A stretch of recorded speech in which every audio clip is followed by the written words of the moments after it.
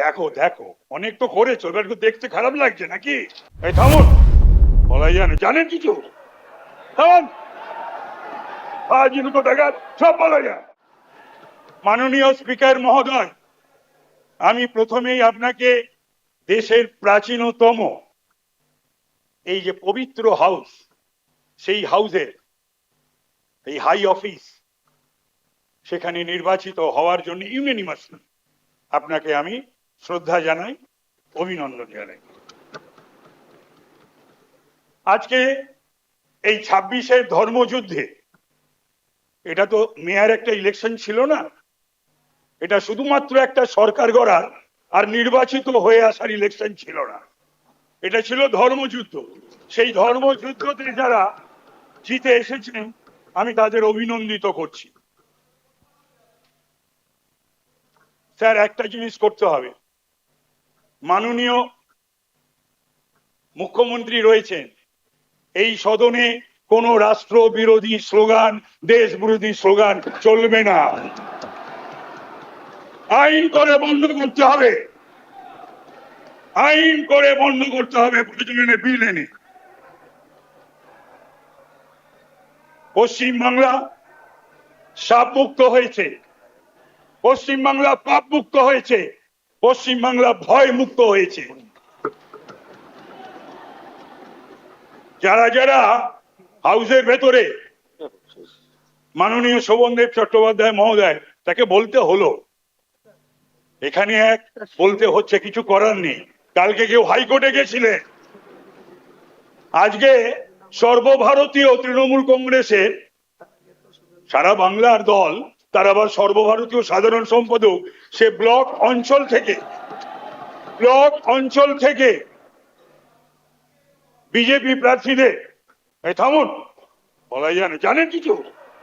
থামুন, আজ দুটো টাকা সব বলা যায়। এটা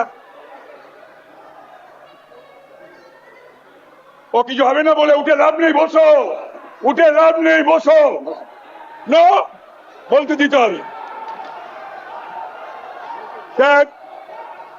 নাম করিনি, সে বলেছিল তাদের হাড়গোড় ভেঙে দেওয়া হবে। আমি বলবো সে যেন এবার বেরোয়, বিজেপি কিচ্ছু করবে না, তার ব্যবস্থা তৃণমূলই করবে, জনগণ করবে। আজকে পোস্টপোল ভায়োলেন্সের কথা এদের মুখে আসে, নির্লজ্জ বেহায়া না হলে পোস্টপোল ভায়োলেন্সের কথা বলে। একটা নির্বাচন হয়েছে পশ্চিমবাংলায়, রক্তপাতহীন, লাশহীন, ভিসা আইন দেখিয়ে রক্তের ওপর দিয়ে, লাশের ওপর দিয়ে আজকে 150-র ওপর গুনতে হতো স্যার আপনাকে লাশ। বিজেপি যদি এই সরকার আবার ফিরে আসতো, 150-র ওপর লাশ, ঘর বাড়ি জ্বালিয়ে দেওয়া, দোকানপাট জ্বালিয়ে দেওয়া, আর লক্ষ লক্ষ বিজেপি সমর্থক কর্মীরা বাড়ি ঘর দুয়ার পাড়া ছাড়া থাকে।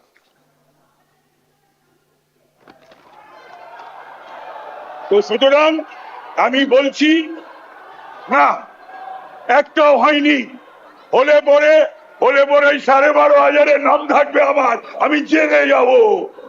আমি যদি, মাননীয় মুখ্যমন্ত্রী, আমি যদি কোন রকম কোনো ভায়োলেন্সে জড়িত থেকে থাকি, ওই 12,000-এ আমার নাম থাকে, আমি জেলে পাঠিয়ে দেবেন তো, যেমন এদেরকে পাঠাবেন, আমায় পাঠিয়ে দেবেন। থামো, থামো, বলো না, চুপ চুপ চুপ, চুপ করিয়ে দেবো,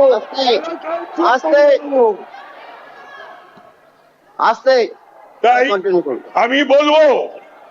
আমি বলবো আপনি অপেক্ষা করবেন না নবান্নের বা রাইটার্সের ফোনে, আপনি অপেক্ষা করবেন না নবান্নের বা রাইটার্সের চিরকুটে। এই অগাস্ট হাউসকে অপবিত্র করেছে, এই অগাস্ট হাউসের পবিত্রতা ফিরিয়ে আনার দায়িত্ব আপনার উপর নষ্ট হয়েছে, আপনাকে সেই দায়িত্ব পালন করতে হবে। এই বলে আমার বক্তব্য শেষ করছি। জয় শ্রীরাম, ভারত মাতার জয়।